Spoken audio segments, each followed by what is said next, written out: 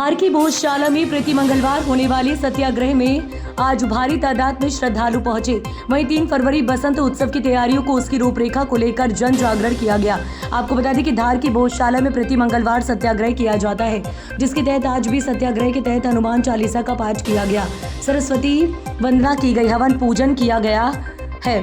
आज 3 फरवरी को होने वाले बसंत उत्सव कार्यक्रम की रूपरेखा को बताया गया और उसकी तैयारी को लेकर चर्चा की गई। बाल मनुहार निकाली जाएगी, थाली और चम्मच लेकर बाल स्वयंसेवक निकलेंगे और लोगों को आमंत्रित करेंगे। आने वाले 1 वर्ष तक जितने मंगलवार आएंगे, 51 मंगलवार तक गांव से सत्याग्रह में लोगों की सहभागिता हो, अधिक से संख्या में गाँव को जोड़ा जाएगा।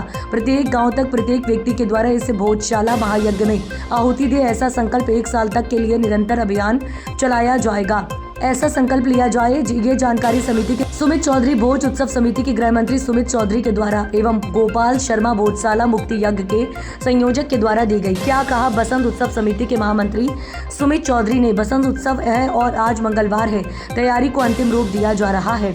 जिले के टोलिया खंडों में बैठक कर रही है, पत्रक और निमंत्रण जारी है।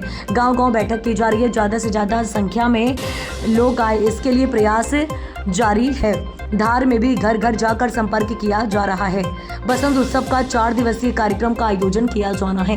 3 फरवरी को महाराजा भोज बसंत उत्सव समिति के द्वारा 4 दिवसीय बसंत उत्सव मनाया जाएगा। आने वाले 1 वर्ष तक जितने मंगलवार आएंगे, 51 मंगलवार तक गाँव से सत्याग्रह, लोगों की सहभागिता हो, अधिक से अधिक संख्या में गाँव को जोड़ा जाएगा। आज प्रति मंगलवार जो सत्याग्रह चलता है वो नियमित सत्याग्रह रहा। बड़ी संख्या में नगर जन और समिति कार्यकर्ता सत्याग्रह में मौजूद रहे।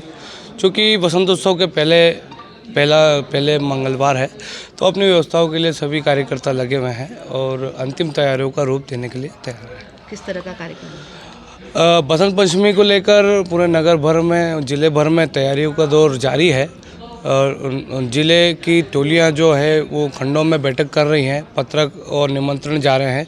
गांव-गांव बैठकें करके वहां से संख्या लाने के लिए प्रयास जारी हैं और धार नगर में भी धन संग्रह के माध्यम से और निमंत्रण के माध्यम से घर घर जाकर संपर्क किया जा रहा है, आमंत्रित किया जा रहा है। इसी के साथ में 1 तारीख को जो है नगर में बाल मनोहर रैली का आयोजन किया जा रहा है। बाल मनोहर रैली चूँकि नाम से प्रतीत होता है, ऐसे ही धार नगर के जितने भी बाल स्वयंसेवक हैं, जितने भी कार्यकर्ता हैं, वे धारेश्वर मंदिर में एकत्रित होंगे और वे नगर में निकलते हुए अपने साथ थाली और चम्मच बजाकर नगर को जगाने का कार्य करेंगे, नगर जागरण करेंगे। ये 1 तारीख को तो धारेश्वर से शाम 4 बजे आरंभ होगी, जो पूरे नगर का दर्शन करने के बाद में अखंड ज्योति मंदिर पर समापन होगी। कितने दिन का कार्यक्रम है? 4 दिवसीय कार्यक्रम है, यथावत है। इसमें एक कार्यक्रम जो है माल मनोहर रैली ही बढ़ाया गया है। अच्छा, आप लोग एक जन जागरण अभियान चला रहे हैं जी। क्या कुछ है?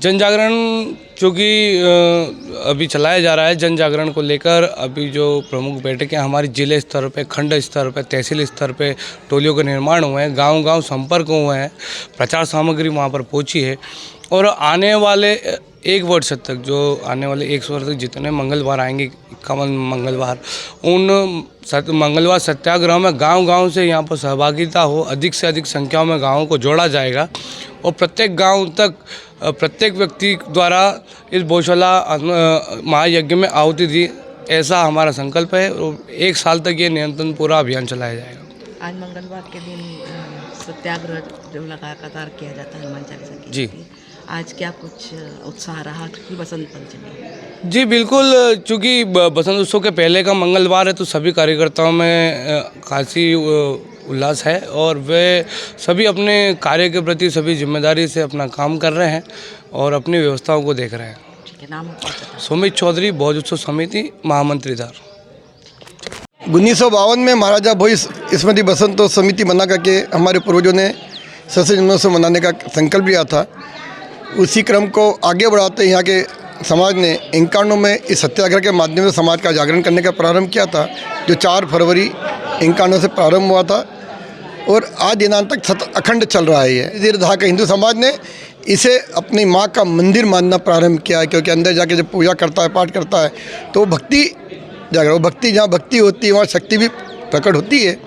इसलिए यहाँ पर हनुमान चालीसा का पाठ किया जाता है कि सरस्वती पुत्र हनुमान, जो भक्ति और शक्ति दोनों के स्वरूप है, उसका प्रतिफल भी हमको देखने को मिला कि पिछले दिनों सर्वे हुआ है और कई शक्तियाँ यहाँ से प्रकट भी हुई है और निकट भविष्य में माँ अब भोजशाला में मुक्त होकर अपने गौरव की पुनर्स्थापना के साथ इस परिसर में स्थापित होगी और सत्याग्रह का यही संकल्प है। अच्छा, जब भी विशेष कार्यक्रम आता है, जैसे बसंत पंचमी है, अगले साल भी बसंत पंचमी आने वाली है, तो भोजशाला को लेकर जन जागरण का 1952 से समिति द्वारा चलाया जा रहा है। अब चूँकि सत्याग्रह के माध्यम से ऐसा विचार किया समिति द्वारा कि क्यों ना आसपास के क्षेत्र को भी सत्याग्रह में जोड़ा जाए प्रति मंगलवार। इसको लेकर खंड स्तर पर, मंडल स्तर पर, ग्राम स्तर पर हम धर्मरक्षा समितियों का निर्माण कर रहे हैं। अभी खंड स्तर पर इस बार बसंत पंचमी पहले सारे खंड स्तर पर बैठकें हो रही है, जिसमें बसंत पंचमी अधिक संख्या में आकर भोजशाला के अंदर दर्शन करने के लिए आह्वान कर रहे हैं।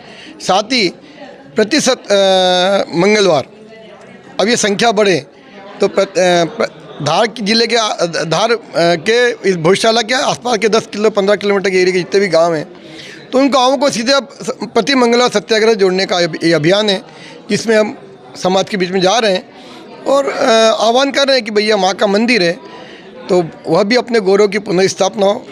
माँ तो आने को तैयार है, पर जब तक बच्चे उसके लिए आह्वान नहीं आएंगे तब तक माँ भी कैसे आएगी।